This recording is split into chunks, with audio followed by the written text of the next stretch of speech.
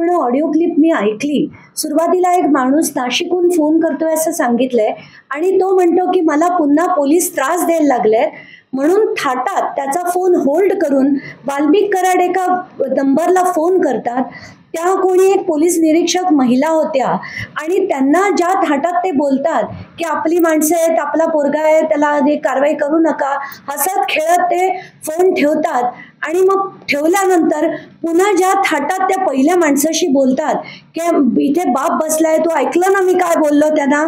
तर ही जी आहे ना, हीच या लोकांची प्रवृत्ती आहे. ही जी गुन्हेगारी प्रवृत्ती आहे ना, की पोलीस माझ्या दिमतीला आहेत, मी म्हणून तसं पोलीस काम करतील.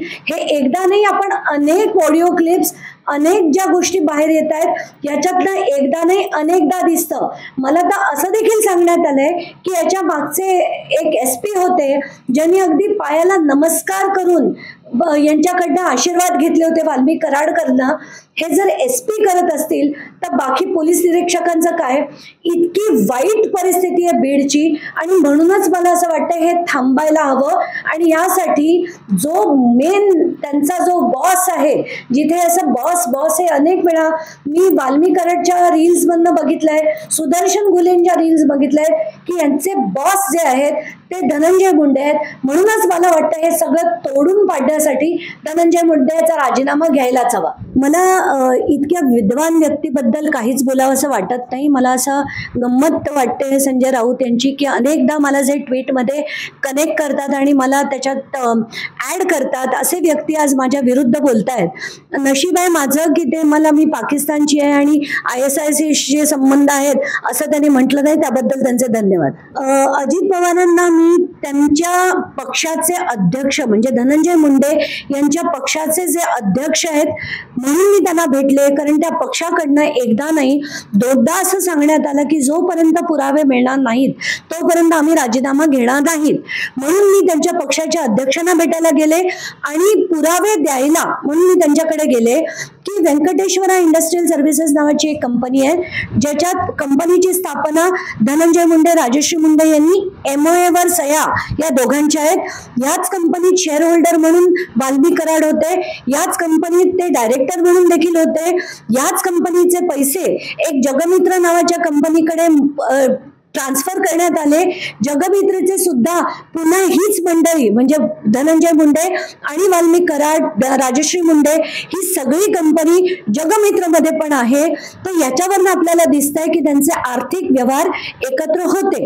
आता महत्वाचा मुद्दा म्हणजे राजश्री मुंडे या एक टर्टल लॉजिस्टिक्स नावाच्या कंपनीमध्ये शेअर होल्डर आहेत. 25% शेअर त्यांचे याच्यात आहेत आणि ही कंपनी सुद्धा महाजेन्कोकडनं फ्लाय ॲश घेऊन सिमेंट कंपन्यांना विकते असं दिसतंय. आणि व्यंकटेश्वरा इंडस्ट्रियल सर्व्हिसेस नावाची जी कंपनी आहे ती देखील 2019 म्हणा, 20 म्हणा, 21 म्हणा याचे सगळे डिटेल्स मी डाउनलोड करून हे देखील त्यांना दाखवले. प्रत्येक बॅलन्स शीटवर खाली धनंजय मुंडे यांची सही आहे, राजश्री मुंडे यांची सही आहे, वाल्मिक कराड यांचं नाव अनेक मीटिंग्समध्ये आहे. फ्लाय ॲश महाजेनकोकडनं घेतली, डिपॉझिट महाजेनकोकडे ठेवलं, डिपॉझिट सिमेंट एजन्सीसाठी इंडिया सिमेंटकडे ठेवलं, ट्रान्सपोर्टेशनचं कॉन्ट्रॅक्ट घेतलं. या सगळ्या गोष्टी त्याच्यात आहेत. हे पेपर्स मी त्यांना दिले. मी म्हटलं हे पुरावे आहेत की वाल्मिक कराड हा फक्त कार्यकर्ता नव्हे, आर्थिक व्यवहार त्यांचे एकत्र होते आणि महाजेनको आणि व्यंकटेश्वरामध्ये ऑफिस ऑफ प्रॉफिट हे देखील होतं.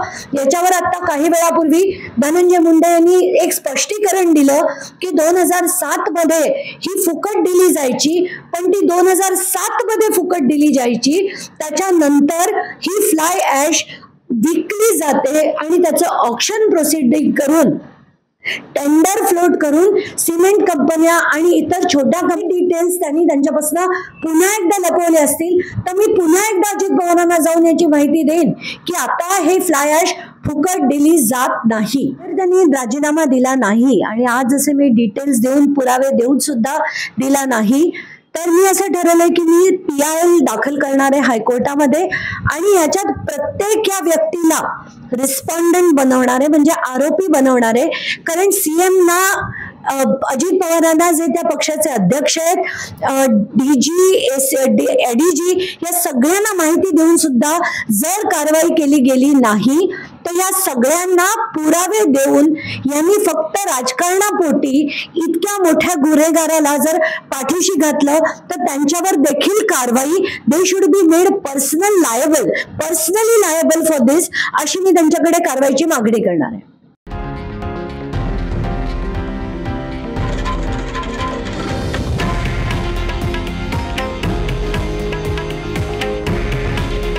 हे आहे देशातील नंबर 1 न्यूज नेटवर्क आणि आपण पाहत आहात TV9 मराठी. काळजी तुमची, हित महाराष्ट्राचं.